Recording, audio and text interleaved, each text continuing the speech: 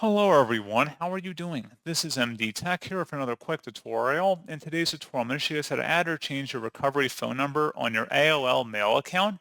So this should hopefully be a pretty straightforward process here, guys. And without further ado, let's go ahead and jump straight into it. So all I have to do is sign into AOL and then select your user account name up at the top right and go down and select account info. And now you want to go and select the tab that says security. Go ahead and select that. And then just scroll down near the bottom of the page. Versus recovery phone numbers, you can go ahead and add or change an existing phone number that's listed here. And that's pretty much it. So as always, thank you guys for watching this brief tutorial. I do hope that I was able to help you out, and I do look forward to catching you all in the next tutorial. Goodbye.